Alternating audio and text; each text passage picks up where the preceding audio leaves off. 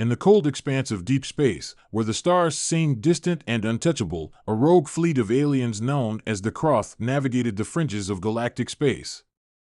The Kroth, a cruel and cunning species, had long been infamous for their ruthless raids on unsuspecting planets, their insatiable hunger for conquest and dominance.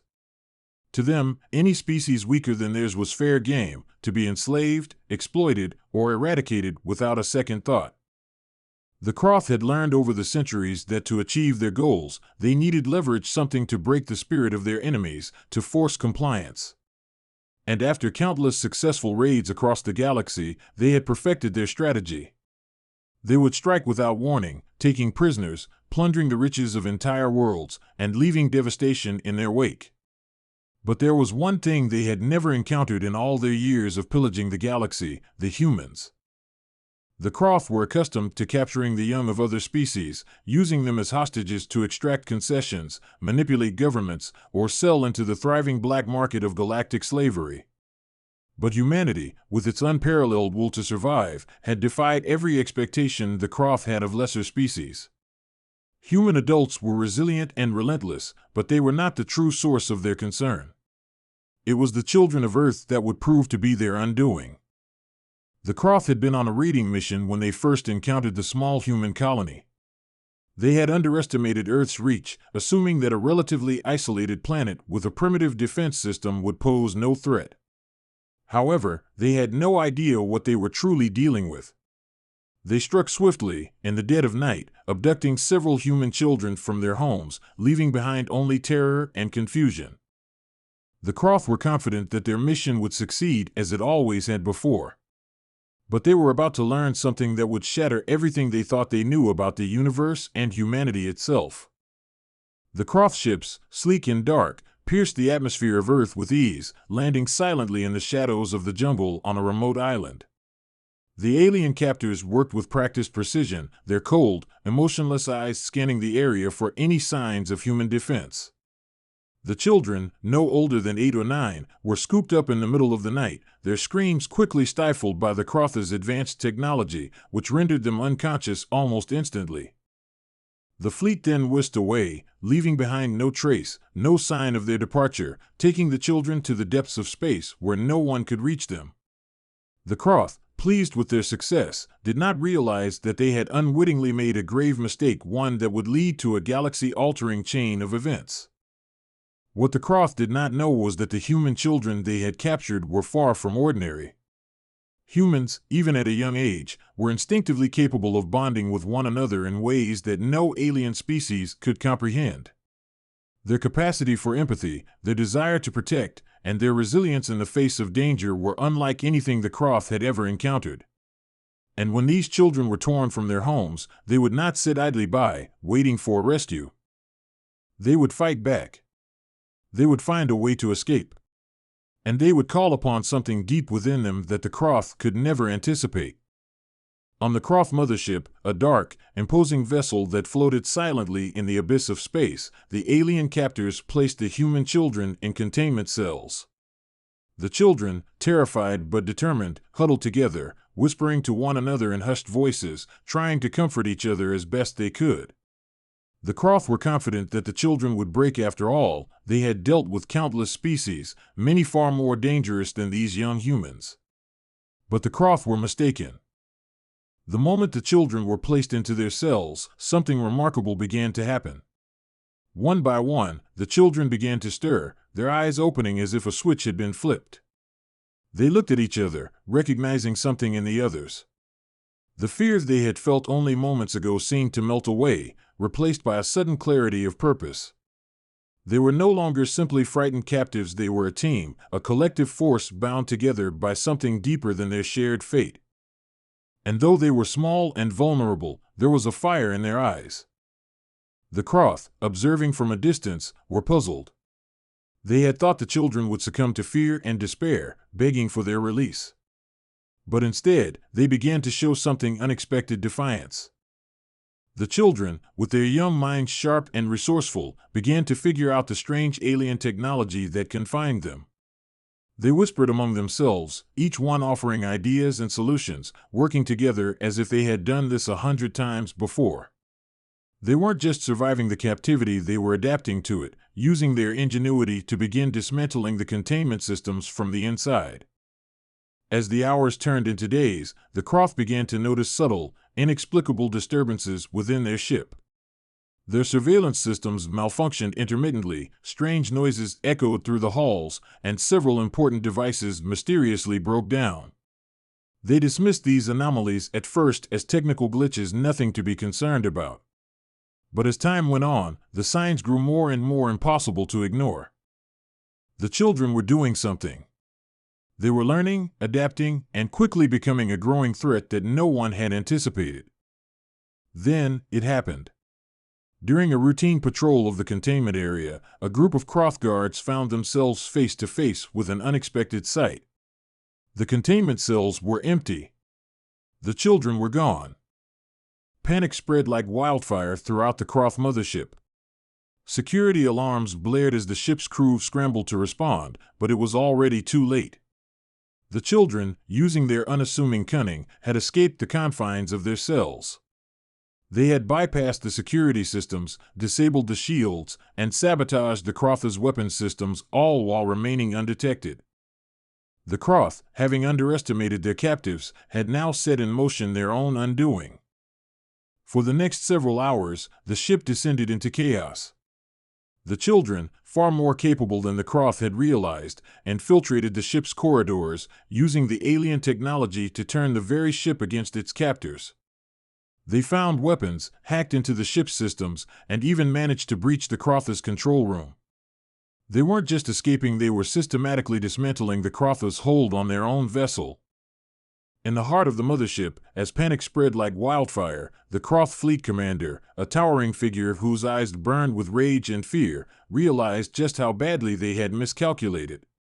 These human children were not weak, helpless beings to be played with. They were formidable, resourceful, and relentless. They had tapped into a power that the Croft had never understood. It was then that the true horror dawned on the Croft. The children had begun to send distress signals, not just to Earth, but to other human colonies scattered across the galaxy. These signals were encoded with a frequency that could only be interpreted by human technology. And that was the turning point. The Croft had no idea just how far-reaching humanity's influence was. They had taken the children, but they had made one fatal mistake: they had underestimated the bonds of the human race. Within hours, the human military, backed by colonies and allies, began to respond. A coalition fleet of ships, led by the most advanced human warships, surged towards the Croft mothership. The Croft had no way to prevent it. Their ships were already compromised by the children's sabotage, their weapons systems malfunctioning, their control towers in disarray. They were no longer the apex predators of space. They were trapped. As human warships closed in on the Croft mothership, the fleet commander was left with only one option: surrender. The children had ignited something that the Croft had never seen before. A united, unwavering human force, fueled not only by military might, but by an unbreakable will to protect their own. The Croft, their arrogance shattered, realized too late that they had never truly understood humanity. The children they had thought would be easy prey had become the catalyst for their destruction. What the Croft had seen as a simple raid had become the beginning of their downfall. The moment the Croft surrendered, the children, heroes in their own right, were returned to their families, their names forever etched into the history of humanity. And as the Croft fleet scattered, the galaxy learned a vital lesson: never underestimate the power of human resilience, unity, and the unyielding spirit that burns inside every human heart. It wasn't just that humanity had been underestimated, it was that the Croft had failed to understand one critical truth: to take a human child was to awaken something far more dangerous than they could have ever imagined. The galaxy would never be the same again. The war was over. The Croft fleet was in disarray, and the children who had been taken from their homes were back with their families, safe and sound. But for humanity, the victory was not just about reclaiming the children. It was about sending a message, loud and clear, to every species in the galaxy: never again would humanity be seen as weak or helpless. Never again would anyone underestimate the strength of their resolve, the ferocity of their survival instinct. The aftermath of the Croth defeat was as swift as it was harsh. The Croth, though formidable, had no concept of the depth of the bonds that tied human beings together. They thought they could take what they wanted, whether it was resources, people, or power, without consequence. But the human response had shattered their perception of the galaxy. The children were merely the catalyst for something far larger, far more dangerous. Humanity had not just defended their own, they had sparked a revolution, a paradigm shift across the galaxy. As humanity's warships returned from their victorious campaign, they were met with an overwhelming reception. The colonies, the allies, and even former enemies all had seen the power of humanity's resolve. For centuries, the human race had been on the fringe of galactic power, constantly playing catch-up, surviving by their wits and determination. But this event changed everything. The humans were no longer the underdogs. They were the titans now, and the galaxy would either bow to their will or face the consequences. Yet, the victory was bittersweet. While humanity's enemies had been defeated, there was still work to be done. The damage caused by the Croth was extensive. Entire systems had been thrown into chaos by their raids, and countless species were still reeling from the aftershocks of their invasion. The damage to human colonies had been minimal compared to the suffering of other species, but the trauma of the experience still weighed heavily on the minds of those affected. The first step in the aftermath was to rebuild. Humanity's greatest leaders convened at the newly established United Earth Command, where they discussed the path forward. With the defeat of the Croth, their immediate threat was neutralized, but the bigger question loomed: what would be the long-term consequences? Kyla Morgan, the architect of humanity's strategy and the one who had led the charge against the Croth, stood at the head of the table in a sleek, high-tech conference room. She looked around at the faces of her fellow leaders, both human and alien, and knew the road ahead would be long and fraught with danger. "We've won the battle," she said, her voice steady but laden with the weight of responsibility. "But we've made enemies, and those enemies will not forget what happened here. We cannot rest on our laurels, thinking that we have won this war for good. This is a victory, yes, but it is also a warning shot to anyone who would dare cross humanity." Her words hung in the air, and the silence in the room was palpable. The aliens around the table shifted uneasily, their eyes darting to each other, exchanging unspoken thoughts. Some of them were fearful, some angry, and others uncertain. Humanity had shown them that they were not to be underestimated.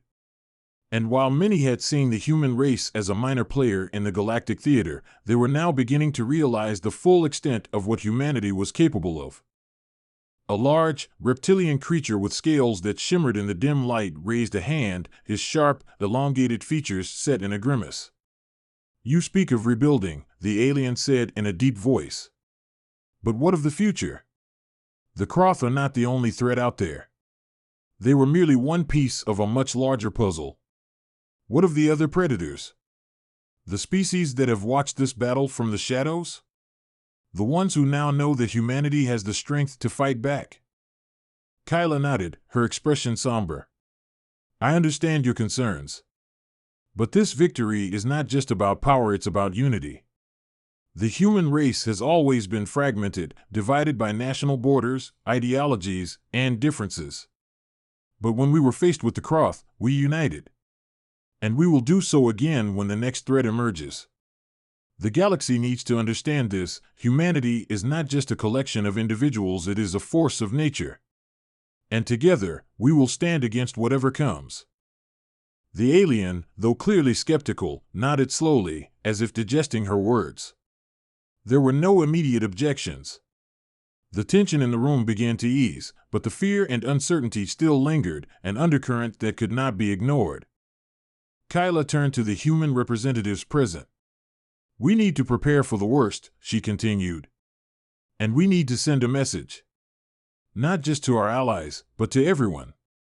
The Croth made the mistake of thinking they could simply take from us. They didn't understand who we are. Now the rest of the galaxy needs to know."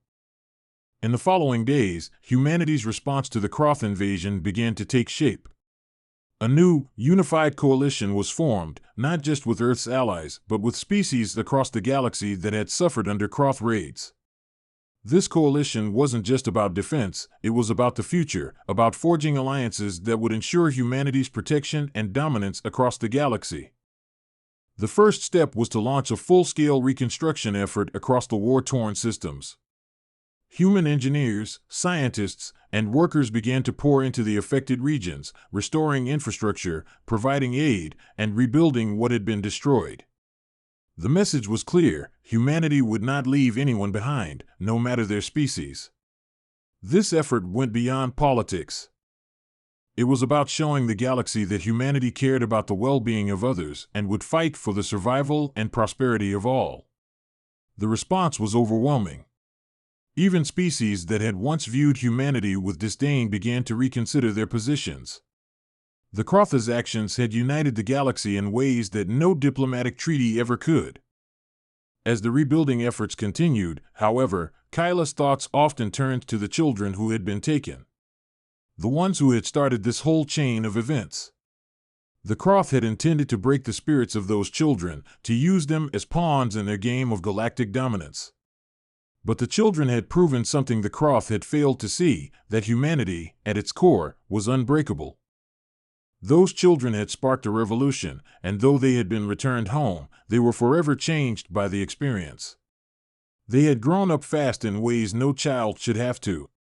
But their courage, their resilience, had inspired an entire race. Kyla made a decision.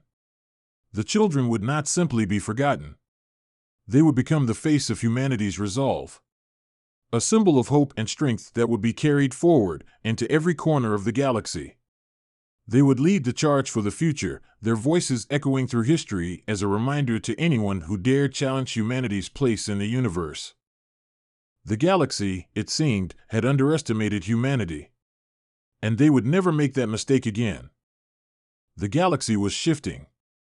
The victory over the Croth had not only left a lasting scar on the invaders, but also left humanity at the center of a new cosmic order. There were whispers of a new dawn for the galaxy, one where species who once considered themselves invincible would now have to reckon with the power humanity had revealed. Back on Earth, a new generation of leaders began to rise, inspired by the bravery of the children who had been the catalyst of this newfound galactic shift. The children themselves, now celebrated as heroes, became the emblem of humanity's strength. They were not just survivors, they were the architects of a new, united galaxy. Their ability to think beyond their circumstances, to fight back when they had no reason to believe they could win, had sent a message that rippled across the stars. Humanity, as a species, was no longer a weak link in the galactic chain. The human children, now in their early teens, had become the faces of Earth's global campaigns. They spoke at forums, rallies, and diplomatic meetings with a maturity beyond their years, recounting their experiences and spreading the message of resilience, unity, and compassion. They were ambassadors, not just for Earth, but for a new era of galactic cooperation and peace. The children had united humanity and beyond, showing that what was taken by force could always be reclaimed, but more importantly, that the unity of a species could become a force of unimaginable power. But despite the public displays of triumph and unity, the underlying tension in the galaxy had not vanished. The Croth, though defeated, were only one piece of a much larger puzzle. Their invasion had been orchestrated with the tacit understanding that humanity was a species to be enslaved or eradicated. Yet now the galaxy had witnessed the birth of a new power, and not all species were prepared to accept that power. Rumors began to spread about the larger, darker forces at play in the galaxy, those that had watched the Crotha's fall and wondered if humanity could be controlled, manipulated, or ultimately destroyed. The true predators, those who had orchestrated galactic wars and power struggles from the shadows, were not about to let a newly risen power like humanity escape their notice. Kyla Morgan, now a central figure in the newly formed Human Galactic Coalition, felt the weight of the shifting balance. The victory over the Croth had been sweet, but it had come with consequences that humanity had yet to fully grasp. And the children, who had inspired that victory, were no longer just symbols of hope, they were becoming focal points of a looming power struggle. While most species had reluctantly accepted the shift in power, many had not done so willingly. For centuries, these species had seen themselves as the dominant forces in the galaxy. They were the ones who had dictated the terms of the cosmic order. Now, they were being forced to adjust to the reality that their grip on power was slipping and they would not give it up easily. A new threat began to take shape, something far more insidious than the Croth. Behind closed doors, the galaxy's power brokers convened, plotting. The Croth had been a pawn, expendable in the grand scheme of things, a catalyst to provoke the inevitable response from humanity. But they had underestimated the tenacity of the human spirit. It didn't take long for the first signs of resistance to surface. An anonymous faction, calling itself the Eclipse, began to appear on the fringes of known space. At first, their actions seemed small attacks on supply lines, sabotage of infrastructure, whispers of a growing movement. But as the days passed, their reach grew. They had allies in high places, disgruntled species that had lost influence in the wake of humanity's rise. They were working behind the scenes, manipulating the shadows and stoking tensions between the races. Their ultimate goal was clear: to dismantle the new galactic order and restore the status quo, where the powerful held sway and the weak were subjugated. Humanity, however, was prepared for what lay ahead. The lessons learned from the Croth War had created a new type of military doctrine, one that was agile, decentralized, and unafraid to face the unknown. The United Earth Fleet was no longer simply a force for defense. It had become an instrument of power, a rapid response force designed to strike swiftly at those who sought to disrupt the peace. And it was under the leadership of those same children, now entering their teenage years, that the next phase of humanity's rise began. It was Tessa Ramirez, one of the youngest of the hero children, who first uncovered the existence of the Eclipse faction. She had a natural gift for technology, a mind that could decipher alien code and see patterns where others saw only chaos. It was Tessa's investigation into a strange anomaly in the galactic network of communication that led her to discover the encrypted messages being sent across the galaxy, the secret meetings and covert operations being planned in the shadows. Tessa immediately alerted Kyla and the Council, but the revelation came with an uncomfortable truth: the Eclipse were far more advanced than anyone had realized. Their reach stretched into many corners of the galaxy, and their supporters were not just limited to the discontented. There were influential leaders who had secretly allied with them, intending to use the chaos as a means to seize power. Tessa's discovery sparked an emergency meeting of the Human Galactic Coalition. In the high-tech command center aboard the flagship Gleaming Hope, the leaders of Earth and its allies gathered. Kyla stood before the assembled commanders, her face grim. "The Croth were just the beginning," she said, her voice unwavering. "The Eclipse are coming for everything we've built. They won't rest until they see humanity broken, subjugated, or worse. But we will not let that happen. We will stand united, and we will defend the future we've fought so hard to create." The room fell silent, the weight of her words sinking in. Humanity had risen once through sheer will, but now they faced a new kind of battle, one that would require not just strength, but subtlety, strategy, and the unity of every species that had allied with Earth. As the meeting ended and the fleet set its course toward the outer reaches of the galaxy, Tessa stood at the observation deck, her eyes fixed on the stars. She was no longer just a child who had been captured by the Croth. She had become a symbol of humanity's resilience. But she knew that their journey had only just begun. "We're not done yet," Tessa whispered to herself. "Not by a long shot." The galaxy was vast, and the challenges they would face were unpredictable.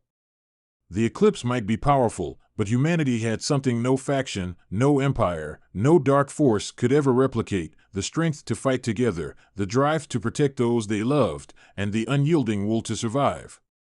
The war was far from over, and humanity would not kneel.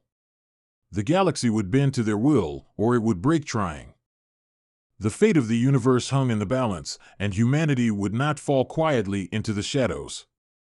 It was time to show the galaxy just what humans were capable of.